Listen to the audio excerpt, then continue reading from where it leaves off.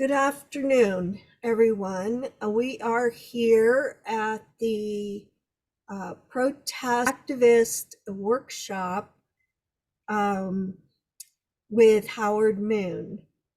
And as an introduction, Howard Moon is an award-winning poet, author, and speaker. He's a retired broadcaster and professional writer, having been a columnist for Ocala Star Banner and other publications. In his retirement, he continues to write essays, nonfiction, fiction, flash fiction, and poetry.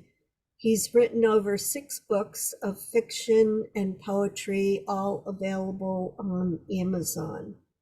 In 2012 and 2019, he suffered a stroke, brain injury, and partial loss of vision in his left eye, which left him disabled and with a mental illness. His grandfather was born on a Fox reservation, and Howard identifies as Native BIPOC. Many of his poems reflect his struggle with mental illness and his Native heritage. Howard does speaking engagements on the importance of telling your story, being Native and part white, living with mental illness and disability, and related issues to those. He also performs poetry readings. He's very well known for his protest and activism poetry, and he's here today to help us learn this craft. So without further ado, I'm going to turn this over to Howard Moon. Thank you so much. Thanks, Ruth. I like to just introduce myself as a 60s hippie who never grew up and never stopped being a hippie. I've been an activist since I was in high school and before, and it just comes natural to me. The poetry of protest. The poetry of protest typically uses language that's subversive. It's used by marginalized community or people who are often overlooked, and it can include a variety of different topics. This is a quote I like to put up. It says, "Art should move us to think or act, but art doesn't tell us ever what to think. We're always free to choose our own thoughts and our own ideas." There are 6 types of poetry of protest, and I'm not going to be able to go into detail on each of these. During the pandemic, I was lucky enough to have hooked up with the Woody Guthrie Center, and they did a 6-week series on the poetry of protest. Each week they covered one of the different poetry of protest topics. One is oppositional poetry. That's where you write an opposing view. I don't agree with this. This is wrong. Poetry of witness is typically written by someone who's sitting there. Poetry of condition, again, a little bit like witness, but you're talking about what's happening to you. Single topic poetry. Poetry of action, or a rant. My favorite was always the rant until I became a little more sophisticated. And now I have gotten where I can write other types of poetry of protest. Recently, I was thinking about protest and poetry, or just in general, artists, filmmakers, writers, those of us who create, and how we can draw attention to something that we think needs to have attention drawn to it. I came up with the notion, and I'm not sure if it's correct, but it's what I believe. It's just my opinion. One of the best ways to highlight something is to show it. One of my favorite books is by Solzhenitsyn. I'm not sure if any of you know who Solzhenitsyn was. He was a Russian writer, spent time in the Gulag, but he also protested quite a bit against the Russian system of government. One of his most famous works, he's a poet as well as an author, My favorite of all his works is a book called One Day in the Life of Ivan Disvenovich. And I think it is the perfect example of how to protest something and draw attention to it by simply reporting it. This is a short novel that covers one day in the life of a prisoner in the Gulag, in the Russian Gulag system. As he says at the end, it was just a normal day from the first clang on the rail, because that's how they wake them up. They have a rail hanging from a tripod and they bang on it, to when they turned out the lights. So this book covers one day in his life. And it's what's so good about it is it so much of it is just mundane. Imagine during the time when children were working in the mines. It would have been a really good way to draw attention and to protest child labor by what? Strapping a camera on the helmet of one of the children and just recording one day of what it was like to be in the mines. I think it was Gregory Peck who did a movie where he pretended to be Jewish and they followed him around with a camera, just showing what it's like. Most people associate war protest when they think poetry of protest, but you can protest anything. One of the unique things I think about films, especially, is the recent movie, not that recent, but it wasn't that long ago, Saving Private Ryan. It wasn't an anti-war movie, but I don't think anybody with any human feelings could watch the beach scene, see the horrors, and be in favor of ever going to war ever again, because it was real. And I think if we get realistic, I heard a journalist once say that if the cameras had been where they were during World War II, the same as they were during the Vietnam War, World War II would not have gone the way it did. People would have protested more. See, the Vietnam War was brought into our living rooms. World War II was not. It was just in newspapers and stories. So I think a big part of protest is that we can see it. Martin Luther King was a master at that. Everything he did was caught on camera. So as a little boy, I could watch it in New Jersey, even though I couldn't, as a child, bring myself to get all the way down, although I would have loved to have marched with him in a couple of his marches, but I unfortunately was way too young. I also like to tell this story about Kent State, when they shot the protesters there. I would have been there, but I was a poor high school student in New Jersey. I couldn't afford to drive out or take time off to go out and protest at Kent State. I protested locally, but luckily the police and National Guard were more restrained at the protests I was in. So we're going to look at a couple of types of poetry of protest. Oppositional poetry, or poetry of witness. Poetry of witness attempts to reveal human pain through our words. Poetry of witness allows for a limited understanding and sometimes transcendence of human tragedy.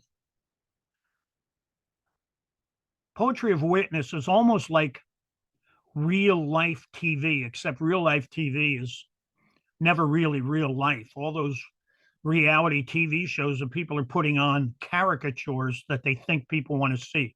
But a poetry of witness would be actually saying, here, I've lived it, I've witnessed it, here's what it is. I don't know if you're familiar with Susan Vega. Susan Vega was a child who suffered child abuse, and she has a song called My Name is Luca. And I'm glad that the Nobel Foundation has recognized songs as poetry when they gave Bob Dylan the recent Nobel Laureate Prize for Poetry for his songs. But Susan Vega, My name is Luca. I live on the second floor. I live upstairs from you. Yes, I think you've seen me before. If you heard something late at night, some kind of trouble, some kind of fight, just don't ask me what it was. Just don't ask me what it was. Just don't ask me what it was. Children who are abused typically don't want people to know what happens. They want to have a normal lifestyle. I think it's because I'm clumsy. I try not to talk too loud. Maybe it's because I'm crazy. I try not to act too proud. They only hit until you cry. And that's a telling statement. After that, you don't ask why. You just don't argue anymore. You just don't argue anymore. You just don't argue anymore. Yes, I think I'm okay. I walked into the door again. If you ask, that's what I'm going to say. And it's not your business anyway. Children and domestic violence survivors seem to have that same attitude. They don't want anybody to know what's going on in their life. It's unfortunate that they have to suffer really in silence, because that's what they do. They suffer in silence.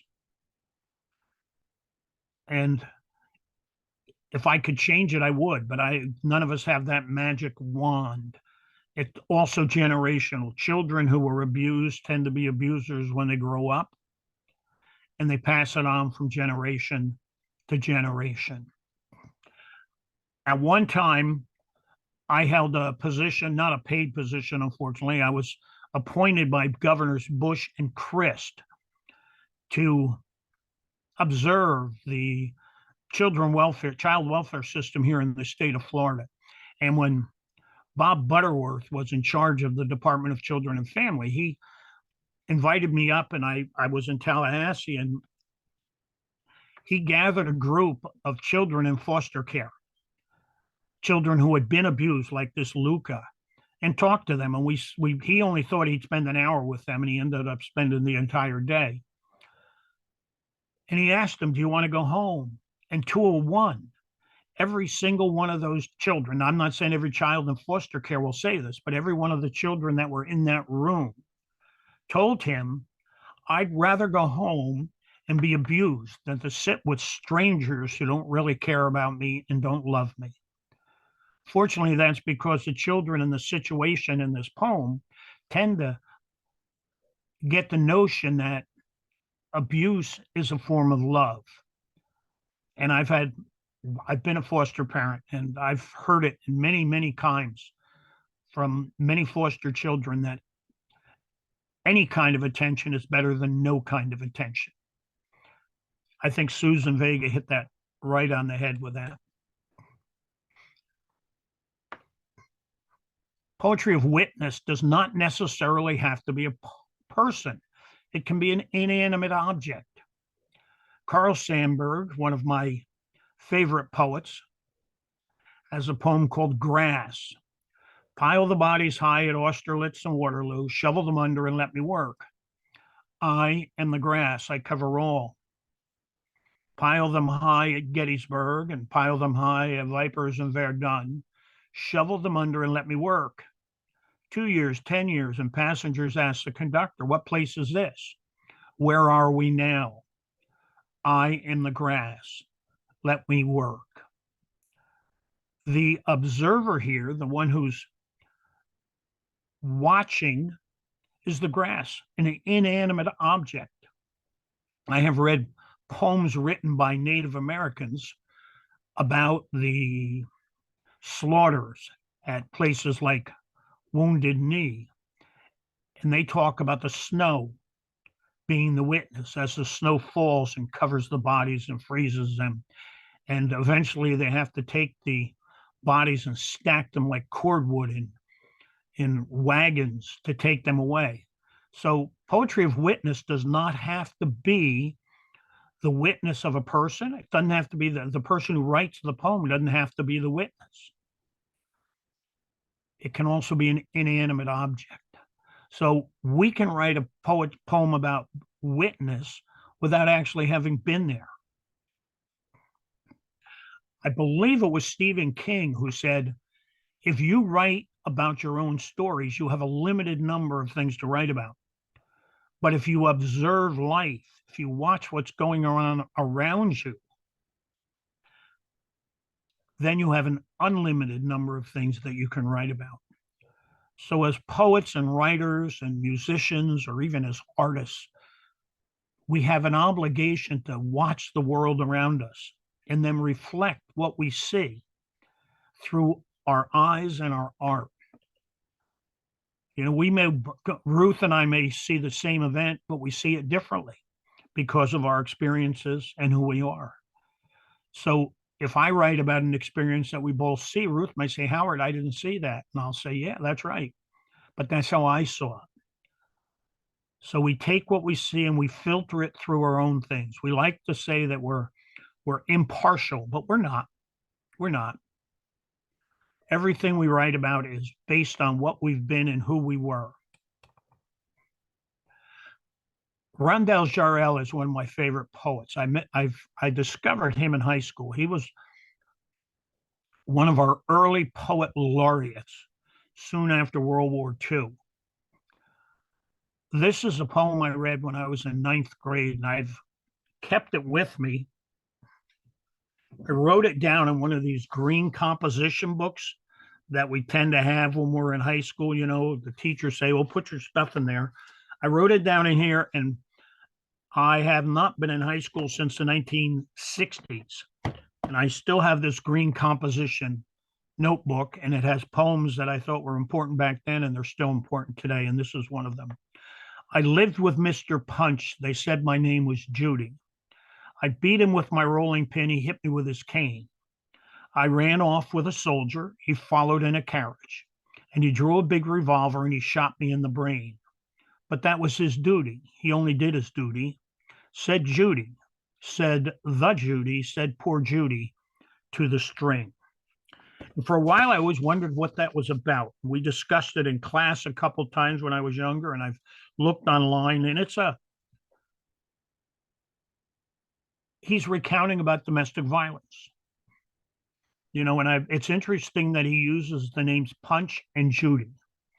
And any of you who have ever watched the Punch and Judy show, when we're children, I saw them in England, and I thought they were hilarious. But as I got older, I realized Punch and Judy is glorifying and making domestic violence humorous. Mr. Punch and Judy are always hitting each other, throwing people down the steps, and the children in the parks who watch these in England laugh and laugh and laugh.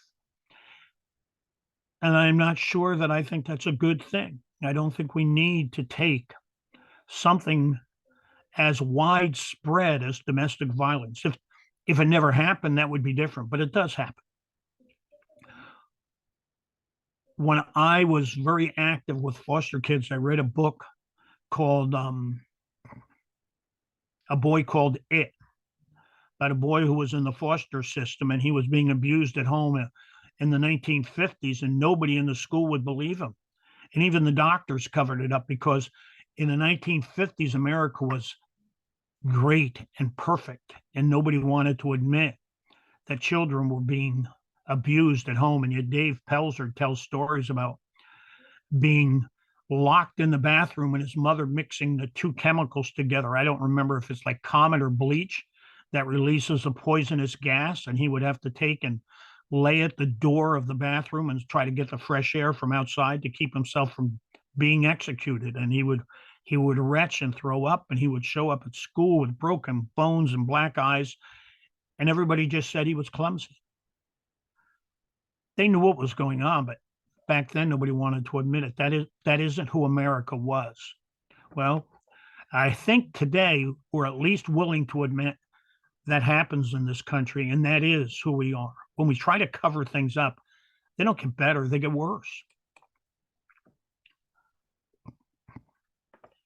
This I thought was great because, you know, you think of protest poems, you think of the Vietnam War, or you think of modern day. Here was a Buddhist monk, 1644 to 1650 to 1694. All that is left, old battlefield, fresh with spring flowers again. That is left of the dream of twice 10,000 warriors slain. So protesting is not new. Protesting has been around since the beginning of time. I happen to be an Irish music fan. And if you listen to some of the early Irish music folk songs from the 1700s and before, many of them were songs of protest against being impressed into the army for the British government that had taken over their country. So protesting against that is not new. That's something that's been going on for many, many years. I met a poet online and we have sort of become friends. We do more than just chat on Facebook. He sends me his poems to sort of critique, and I send him mine. And I was lucky enough to find one of his books online on eBay. His name is Lance Henson. He is a Cheyenne dog soldier and also a poet. I was lucky enough. Whoops, I got to remember you can't. Lance, I managed to get one of his books on eBay that had been autographed. And I told him I had an autographed book from him. And he said, well, if you want to buy a new one and send it to me, I'll autograph for it as well. And I have a number of his books. Here, he highlights the plight that so many indigenous Native people suffer: alcoholism. The title was Just After Noon VA Alcohol Recovery Ward, Oklahoma City, by Lance Henson, Cheyenne dog soldier poet. This day, 2 other Indians were brought in from the county jail. Gaunt and without light, they walk unsteadily down the hall. I envision a photograph of 1869, 3 captive Cheyennes wrapped in array, blankets standing near horses at Camp Supply, Oklahoma, wordless and lost in this America that has destroyed so many. I think of Ortiz and Goiski and ask a blessing for their way. We are the true veterans of this land. Simon Ortiz, Native American poet and veteran, and Goiski is the Cherokee name of Carol Arnett, a poet and veteran. Being Native myself, I really understand this. I put in my short biography that I'm of Fox origin but the Fox people never called themselves Fox. That was a name given to us by the white conquerors. We are the Meskwaki. The Meskwaki is the word Meskwaki in Meskwaki means the people of the red clay, because the Meskwaki people believe they were formed out of red clay by the creator. That's how come we have had a red skin back then. The Cheyenne were never called the Cheyenne amongst themselves. They were the Susutu, which means the beautiful people. That's so true with so many Native cultures. The names that we have put on them, the Navajo are Diné, meaning the people. They all had their own names, but they were forced to accept the names given to them by somebody else. I'm a big fan of Lance Henson. If you ever stumble across any of his books, I would recommend getting them. This is a poem from Nazi prison. I believe it was found either scrawled on the wall after they were liberated or on a scrap piece of paper. It was by a little girl in the death camp. I sit with my dolls. I sit with my dolls by the stove and dream. I dream that my father came back. I dream that my father is still alive. I do not know where my father is. Could also be a poem of condition, as when we talked about the many different types of poetry.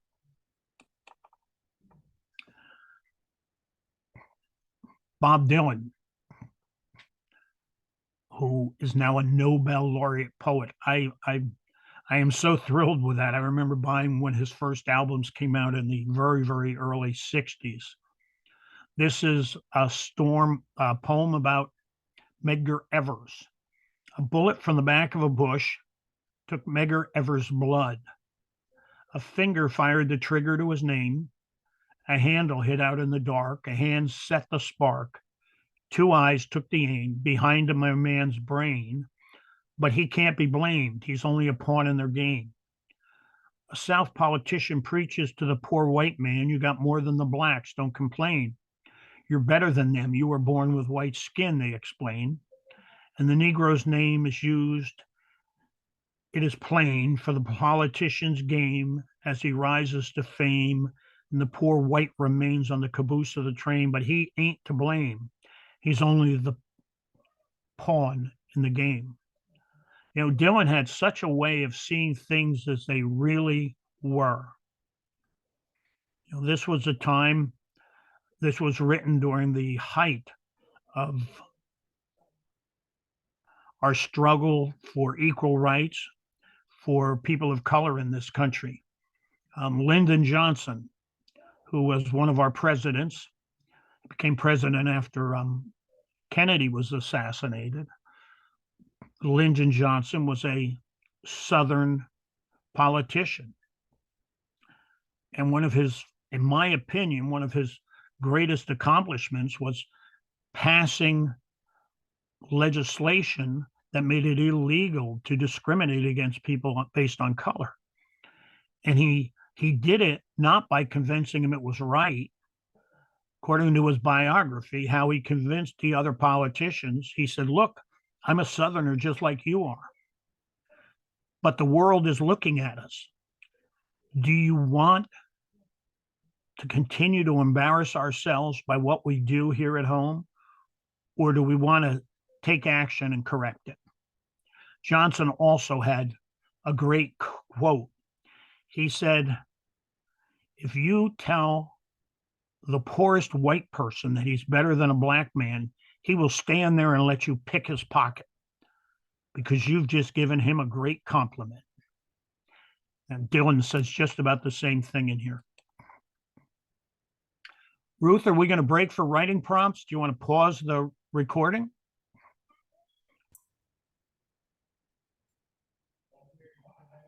These are writing prompts. If anybody wants to take the time and pause the video and write, things to think about. This is what I saw. This is what I heard. This happened to me. This cannot go on. You can write from the viewpoint of it happening to you or watching it happen, or as with Carl Sandburg, you can use an inanimate object, such as the grass that has watched things through centuries. And if the grass could talk, I think the grass would make great poets and great writers because they have seen so much. I would add another writing prompt in here as well, where this happened to me, this is what I heard, this is what I saw, this is what I let happen. Because I think as writers and poets and artists, we have to take responsibility for there are times in our lives when we see things happen and we don't do anything. And I think it's time for a little self-reflection, and we have to admit, yes, I have watched oppression and I have done nothing. And of course, we know that when we are silent in the face of evil, we side with evil. That's just not my opinion. Nelson Mandela has said that. Dieter Bonhoeffer has said that. So many people through history have said that. So I think sometimes we have to stop and reflect.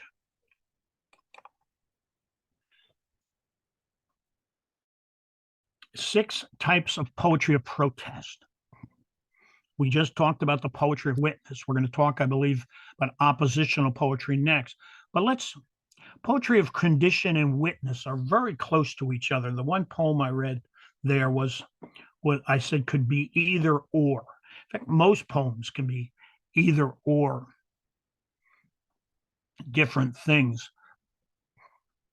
Poetry of condition, I'm going to talk about for just a second. You know, what's going on? What's happening? I'm sure that the poets during the early years of our coal mining in this country wrote many, many poems and stories about poetry of conditions, talking about the conditions in the mines, talking about child labor. And it didn't just happen here. There were mines in England, coal mines. There were mines in Africa, the diamond mines and the different types of mines there. So poetry of condition is where we talk about what's happening, not from an observational point of view, but just to inform this is what's happening. And it's not right. It's not right. Single topic poetry, just to highlight again, that's where we talk about a single topic. Most people think of poetry and protest about the war. I don't know how many of you listening were Kingston Trio fans, but the Kingston Trio did a single action song of protest called the MTA.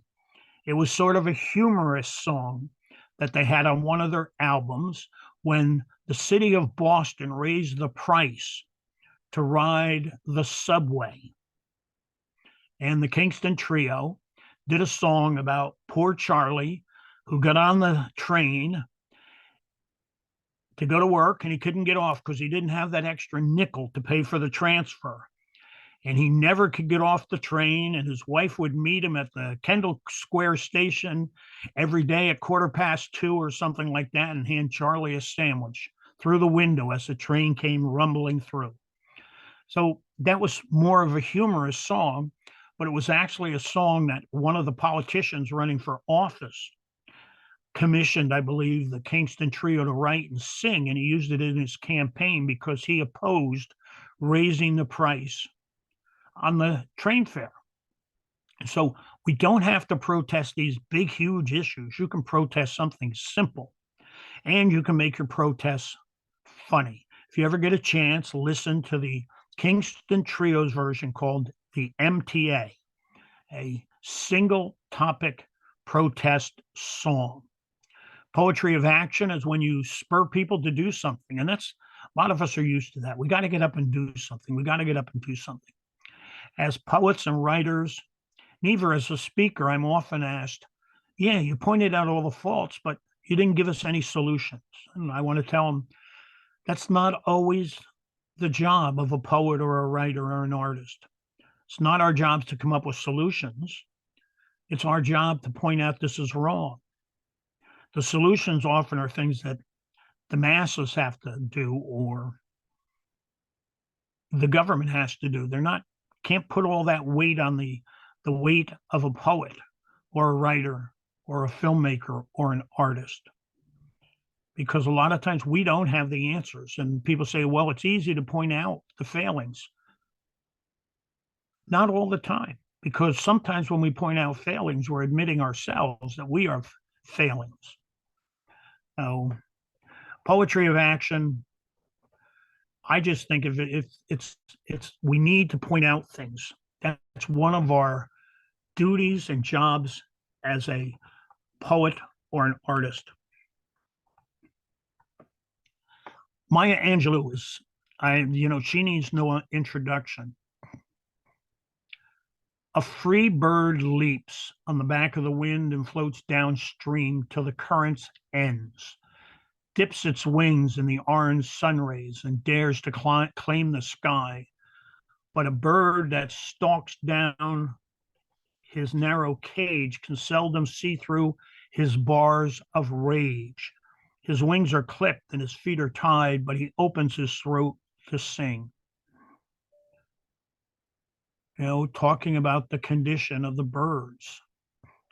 But more than that, she's talking about the condition of people who are enslaved.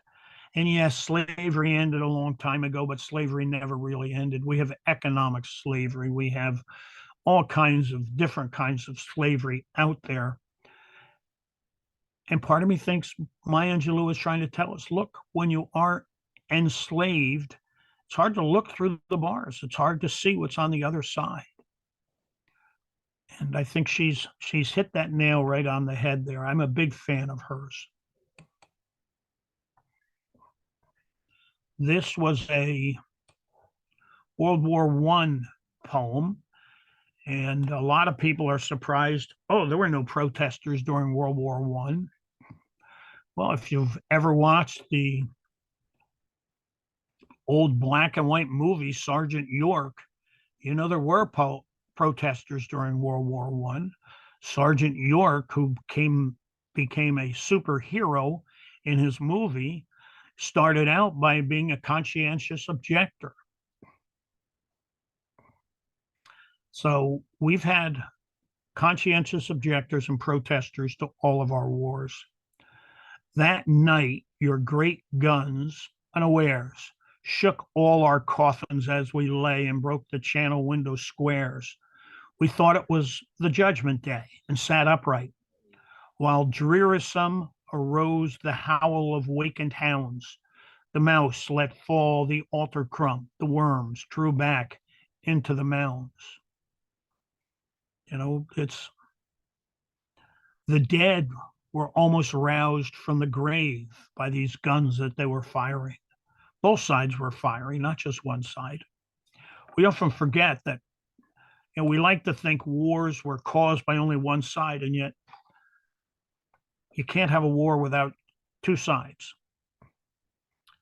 And interesting story, during World War II, which everybody, the great generation, and they did a good job. I'm not putting them down.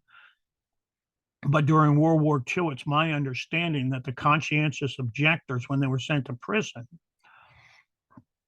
were put on death row in solitary confinement, not because they thought they were dangerous, but because these same people were organizers. They were labor organizers. Typically, they were intellectuals, and they didn't want them mixing with the general population, because in a couple of prisons, they actually got the inmates to strike to get better living conditions in prison, and they got newspapers to pay attention to it. So here was a guy whose only crime was, I don't believe in killing, and they stuck him on death row in the prison. And when the newspapers heard about that, they made a big stink as well. Now, while we're on the topic of World War II, one of my favorite war protest movies from them is not a war movie at all. It's a movie about the after effects. I think it was Dana Andrews was in it. It was called The Best Days of Our Lives, which was a movie about the veterans who came home. See, after Korea and Vietnam, we had no problem admitting people came home with PTSD, but after World War II, that was forbidden. Our soldiers didn't come back damaged. Oh, they came back happy to have defeated the Japanese and the Germans. And yet this movie didn't show it that way. My understanding was that for the first year after the war, the movie was booed and banned most places. And then later became a really big hit when people realized this is how it was. These guys came back. And how do you take a guy who somehow became a captain or was in charge of a tank crew, and oh yes, we kept his job open for him. He's a soda jerk at the local soda fountain. Does he really want to do that now? He's seen so much, and yet now he's drawing sodas for 14-year-olds who come up to the counter and want an egg cream soda or an ice cream sundae. And they were supposed to come home, and sure, they were happy to get their jobs back, but they never took into account that you have to adjust when you come back. And after World War II, it was thought that that was horrible, that some movie producer would point that out. And while I'm on my World War II rant, Arch Obler wrote a radio show called Lights Out. And Arch Obler had one of his best shows, which again, people really were up in arms about. I can't remember the name of the show. I think it was called A Special Day. And it was about the day, excuse me, the day that the war in Germany ended. And it was in a hospital where American soldiers who had lost legs and other things were laying in bed. And a nurse was going around from room to room telling them the war was over. And the reactions, now these weren't real reactions, these were Arch Obler's ideas of reactions, were not what you have expected. The one man who had lost a leg said, "This is terrible." because what we're going to do is what we do after every war. We're going to forget how horrific it is. We're going to forget all the atrocities the Germans did. And within 10 years, we're going to normalize them and they're going to be our friends again. He said, that shouldn't happen. And he was right, because that is what happened. We and the Russians fought over the German scientists to see who could get into space first. Werner von Braun was a Nazi, yet he was the head of our space program afterwards. And the other striking character in this radio play was a Negro who said, I'm going to have to go home. Here, I'm a soldier. And although my white comrades weren't always my friends, they at least respected me as a human in the ditch with them. I'm going to go home and I'm not going to be able to eat at any restaurants. I'm going to go home and I'm not going to be able to get a job. I'm going to go home and I'm still going to be the N-word. So it was interesting. Arch Oboler, if you've ever get a chance to see anything he did, Lights Out was a very, very good science fiction horror type radio show. And when I was a kid, I wasn't a kid when they first came out. I would hear reruns on a local radio station because they came out in the 40s. But as a kid, I used to listen to them with the lights out, and that made a big difference. Lights Out was really quite a show. But Arch Oboler, people said, oh, how could he write that kind of stuff? I said, he's a writer. He just chose to pick one genre, the genre of horror. But that's not all he could do. He was an excellent writer. Hunting by Rex Lee Kim, a Dene poet. Click. I stole your breathing. Click. I stole your survival skills. Click. I stole your living goods. Click. I stole your land. Click. I stole your gods. Click. Now all is ready for the next shuttle flight. The red star will keep it from returning. He was talking about conditions of what it's like to be a Navajo, a Dene on the reservation, because everything was taken from them. People don't realize that when the 14th Amendment was passed, giving freed slaves and the descendants of slaves citizenship in this country, that amendment exempted Native Americans from being citizens. Natives were not given citizenship until 1924, I believe, with the Indian Citizenship Act. They took away the religion of the natives, and people say, oh, no, they were always willing to do that. Then how come in the 1970s, the federal government passed a law called the Indian Freedom of Religious Act that said it's illegal to prevent natives from practicing their religion? They wouldn't have needed a law if it wasn't happening. Their languages were taken from them.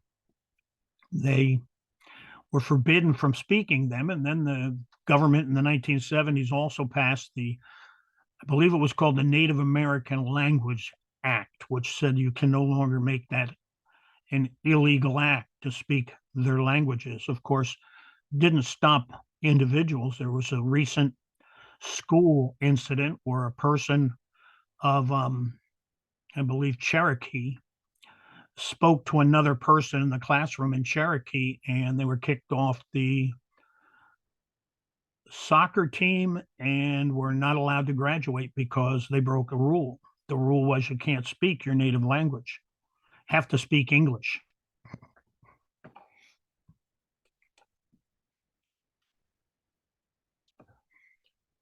And again, this is just to take a short break. Write a poem in which you confront a subject that inspires personal objection. The topic doesn't have to be political. Racism, political. I'm going to skip Disney for a second. I did this originally during the pandemic, as you probably can tell, a shortage of toilet paper.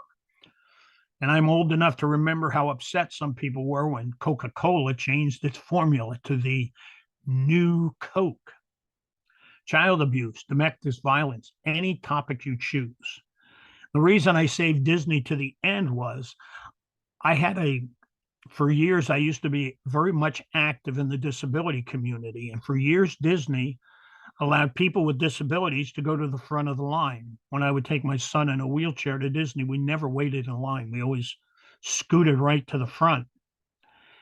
And then Disney found that the phrase they used was that soccer moms were hiring people with disabilities to come to the park with them so they could bring their family to the front of the line, paying them $100 to $200 a day. And when my son saw that, he said, "Ooh, I could do that job. I'd be happy to go with people and get them to the front of the line." So Disney responded by saying, "We're going to change our disability policy.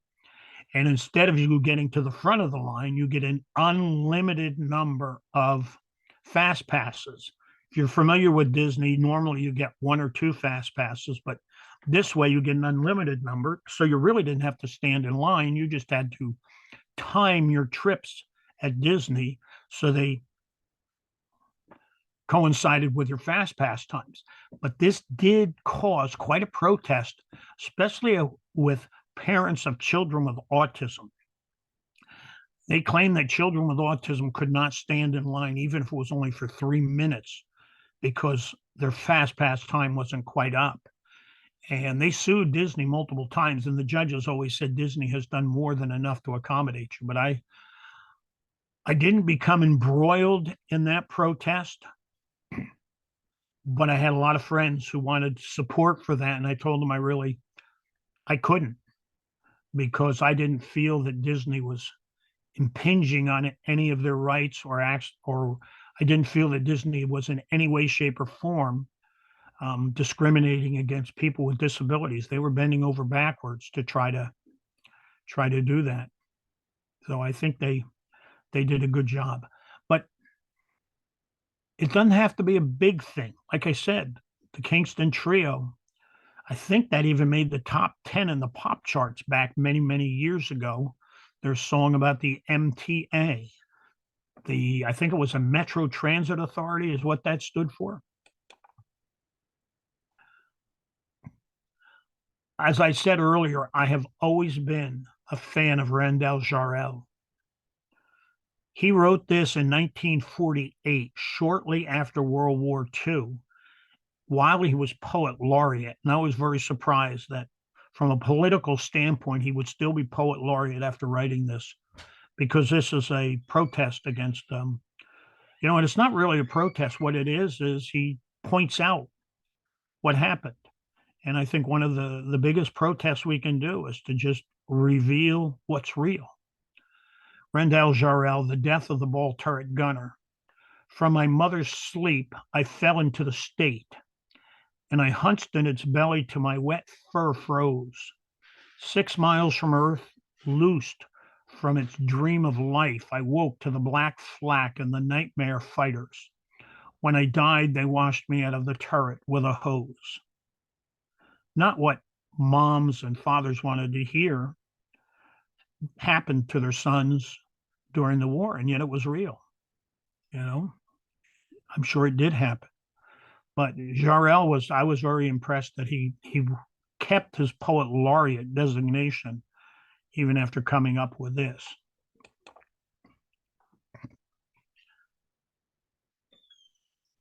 Indigenous people often rail against colonialism. This was written by Kofi Awarner from Ghana, a poem about colonialism in Africa.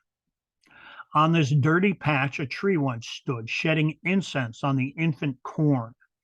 Its boughs stretched across a heaven brightened by the last fires of a tribe. They sent surveyors and builders who cut that tree, planting in its place a huge, senseless cathedral of doom. Colonialism has affected so many cultures in this country. India was colonized. The Brits were very, very good at colonizing. They colonized the U.S. The U.S. broke away from Britain because they didn't want to be a colony, and then turned right around and colonized places like the Philippines and all those little Pacific islands. We said, oh, we don't want to be a colony any longer, and then we turned around and colonized others. Africa was significantly colonized and abused by the European governments. You've ever Still I rise, Maya Angelou. You may write me down in history with your bitter, twisted lies. You may trod me in the very dirt, but still, like dust, I'll rise. Does my sassiness upset you? Why are you beset with gloom? Because I walk like I got oil wells pumping in my living room, just like moons and like suns, with the certainty of tides, just like hope springing high. Still, I'll rise. Angelou knew how to turn a phrase, and I've always had this notion in my head that there's two types of poetry. There's poetry that was meant to be read, and there's poetry that was meant to be spoken. I think Maya Angelou writes a lot of poems that need to be spoken, and there is a difference between the two. I'm not a big fan of putting poems up on the screen as someone reads them, but a lot of times you have to do that if you want to talk about the poem. Otherwise, it's too soon forgotten.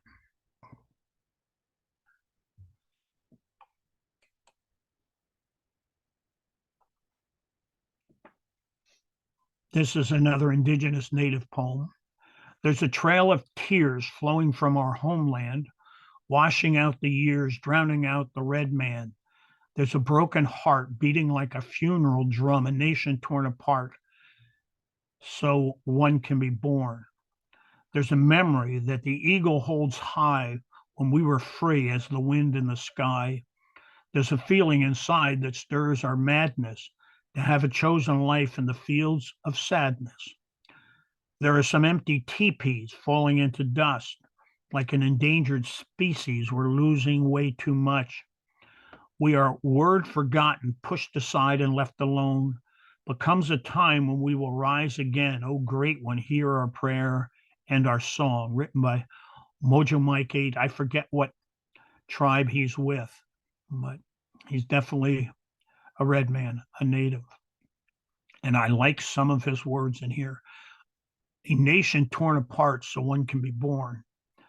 And we think, oh, well, the US was born on this continent, but there was a nation already here. And for us to go and fulfill what politicians called our manifest destiny, that God ordained that a white European should have the US from one coast to the other.